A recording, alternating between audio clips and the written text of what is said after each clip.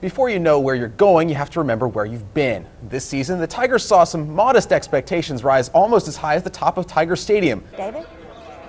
Jean, you really couldn't ask for a better night for baseball, and the Tigers seem to be enjoying it. They're out taking their rounds of BP before the game starts tonight, and the fans are definitely loving it too. I got out here to the ballpark around 2:30 this afternoon. There was already a big group setting up their tailgates. Just a couple of hours, you'll see Jeff Gordon lead the field out onto the track for the Daytona 500. But instead of just watching the cars, we wanted you to feel what it's like being inside a race car on race day. Yeah, Alex, and it's funny you should say hard-working, because if they want to help the Tigers win today, that's what they're going to have to be. They're going to have to work really hard. We've talked for the past couple of weeks about the fact that the LSU fan base hasn't been all that excited about this bowl game. Well, that's shown up everywhere we've gone around Tampa. LSU fans have been outnumbered seemingly 2-1 by their counterparts from Iowa. And when the temperatures are in the mid-teens in Iowa City, it's hard to blame them.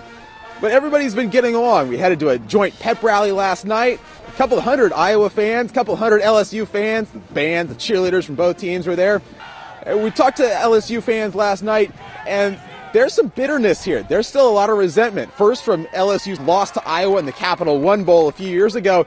But LSU has a history in Tampa, and it's not a good one. So the fans say they're going to do whatever it takes to change that this year. It is playoff time for high school football. 9 state titles are in play this year because of the new playoff format. But it could have been any fall Friday in Ascension Parish, as 4 District 5-5A rivals met once again. We'll begin tonight in Gonzales, the number 3 East Ascension Spartans hosting McKinley. And we'll take it to the first drive for EA. Hand off to Joshua Walker.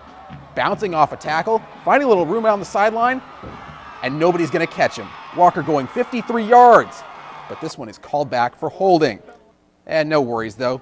Miles Johnson gets the call. He'll bounce off a couple more defenders, dive over the end zone, 15-yard touchdown. East Ascension up 7-0. Select Alex Bregman.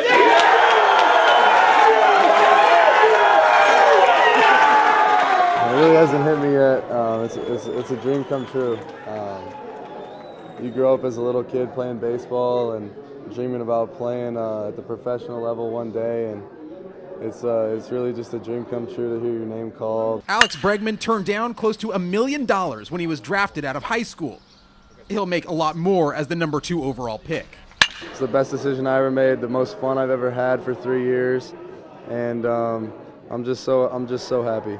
This kid has been the greatest joy for a coach to have for 3 years. I mean, he's never been an ounce of trouble. He goes to the field every day and works as hard as anybody I've ever coached. Bregman had dozens of friends, family, and teammates with him when he found out he was Houston's choice.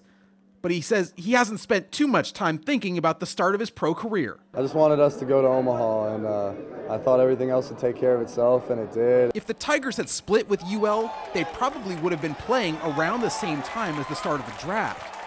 But since they already clinched their spot in Omaha, everyone could celebrate what he's done for LSU and what he might do in the future. We've got still some work to do with him in his LSU career.